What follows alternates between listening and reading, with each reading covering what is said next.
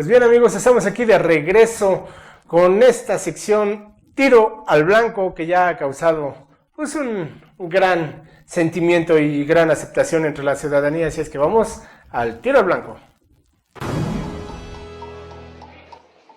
Se encuentra con nosotros en el estudio de Juego de Manos Joel Cruz Canseco, él es representante ante el Instituto Electoral del Estado de México por el Partido del Trabajo y además integrante de la comisión estatal, coordinadora, ¿no? Estatal del Partido del Trabajo también en el Estado de México. Ahí cómo funges de veras, cómo en los otros partidos hay presidentes, hay líderes. ¿Tú eres coordinador, digamos, de la comisión? Sí, hay que recordar buenas noches primero a todo tu auditorio y por supuesto reiterar nuestro agradecimiento por permitirnos estar en este espacio.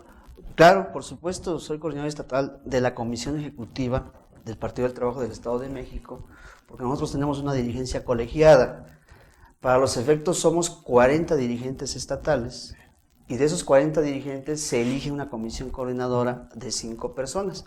Tu servidor es miembro de esa comisión coordinadora, además, por supuesto, de la Comisión Ejecutiva Estatal, y al mismo tiempo la comisión coordinadora elige a su interior a una persona que hace las veces de líder estatal del partido, porque se encarga de coordinar los trabajos políticos de la comisión coordinadora y de la comisión ejecutiva estatal, que en este caso somos 40 integrantes. Esa es la función que tengo. Ha habido mucho debate que si soy o no soy dirigente del partido. Por supuesto que lo soy, y hasta hoy, pues con todos los dimes y diretes de algunos compañeros que pudieran no estar de acuerdo con este nombramiento que hace 3 años ya hicieron de mi persona los compañeros del Partido del Trabajo del Estado de México, aquí estoy firme y sigo ejerciendo mis funciones tan libre y sanamente como mejor me salen las cosas. Como los estatutos lo mandan. Claro que sí. Qué bueno, me da mucho gusto, Joel, tenerte. Y oye, y entrándole un poco a los temas, me interesan más ahorita en este momento los temas electorales. Se está iniciando el proceso electoral, se instaló el Consejo General del IEM como tal, con lo cual le dan formalidad al proceso electoral del 2017 para elegir gobernador. ¿Cómo ves tú a alguien? ¿Hay confianza del Partido del Trabajo en la autoridad electoral? Mira, sin duda alguna que hay normas muy claras, producto de la última reforma federal, que le dieron al Instituto Nacional Electoral extraordinarias facultades para intervenir de manera más directa en la organización de los procesos electorales locales.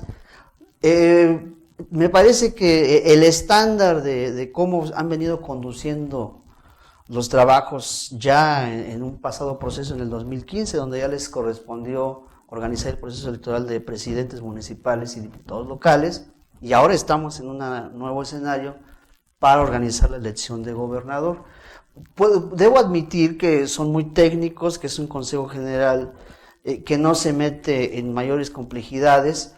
El único problema que observo y que al final del camino define el conjunto de las cosas es que observamos a un órgano electoral muy plegado, extremadamente recargado en la conducción que hace el Instituto Nacional Electoral.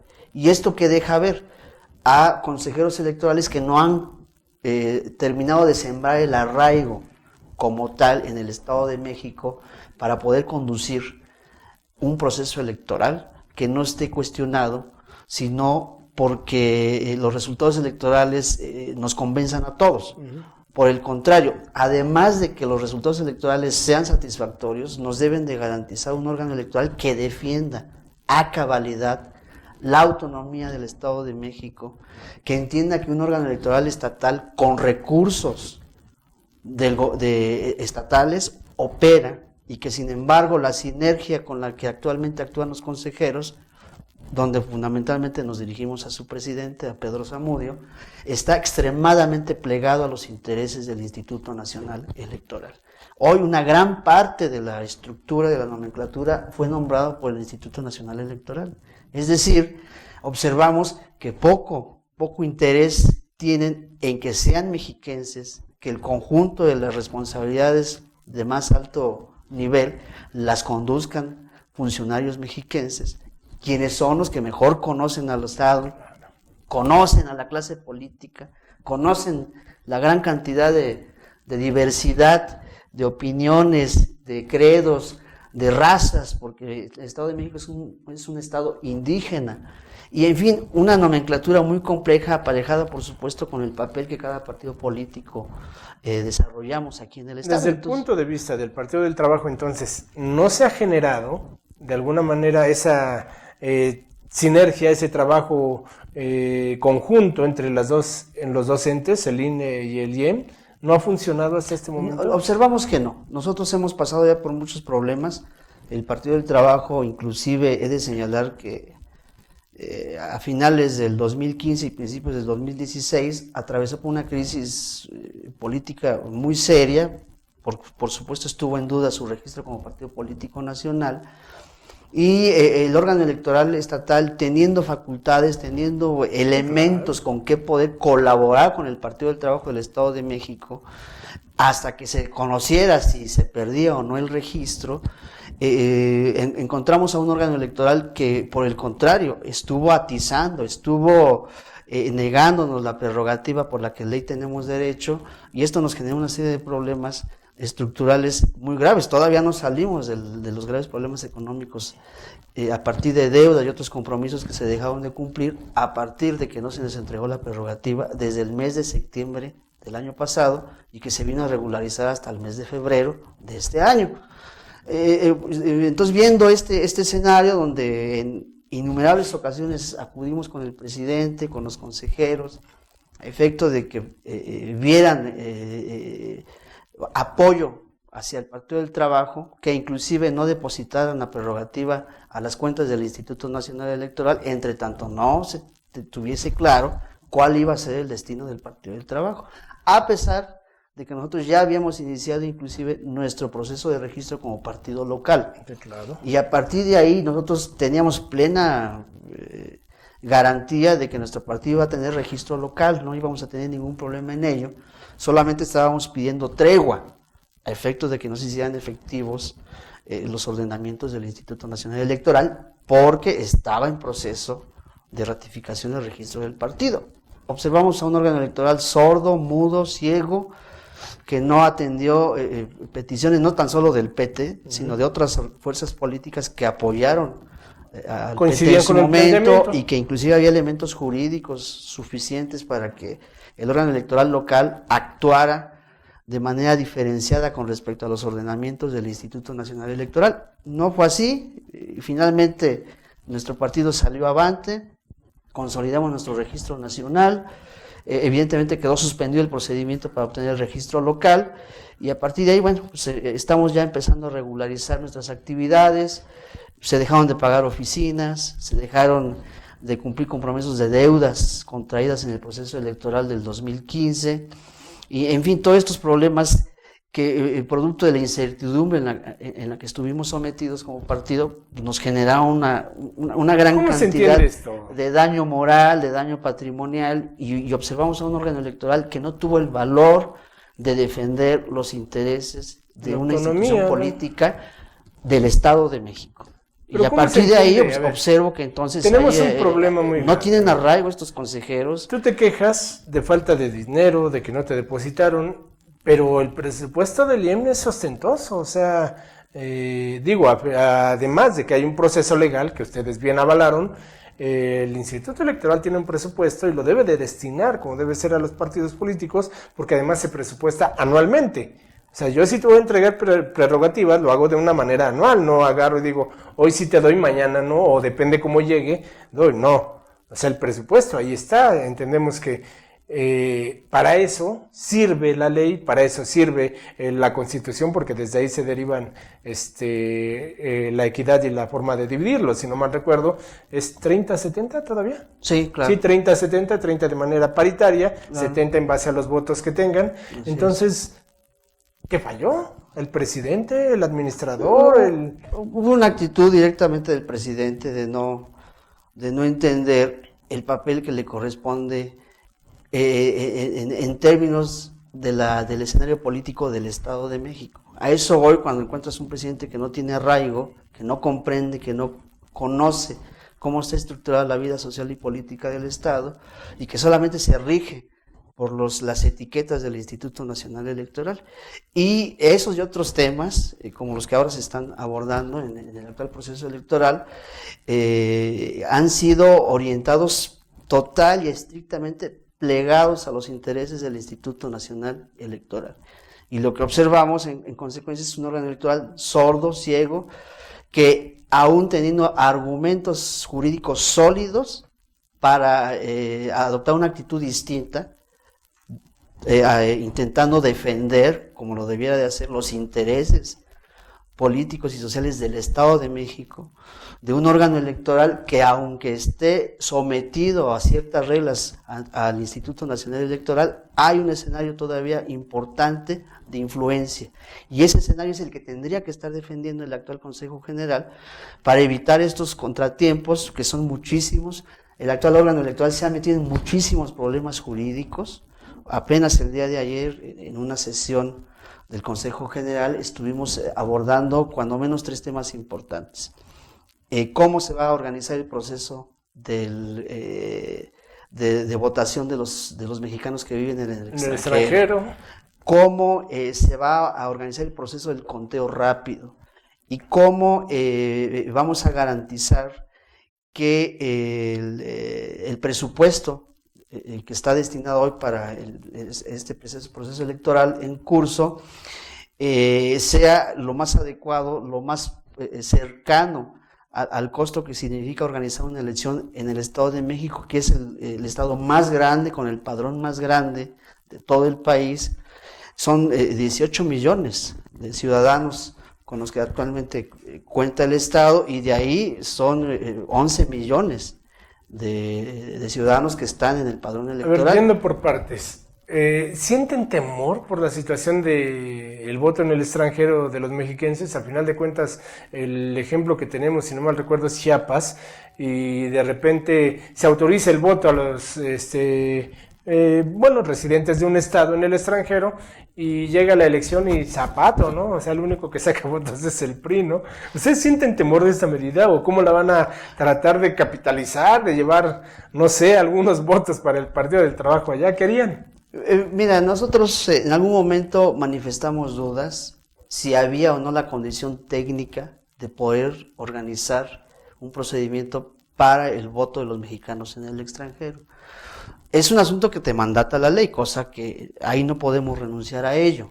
Por el contrario, son espacios que ahora se han ido generando, el tema por ejemplo, de la paridad de género, el tema de garantizar que los indígenas tengan representación en los espacios de representación popular, y este tema del voto de los mexicanos en el extranjero, no rehuimos, no renegamos. Finalmente son espacios que se han ido abriendo, son novedosos porque estamos apenas experimentando primero cómo organizarlos, y ya después estaríamos viendo los resultados.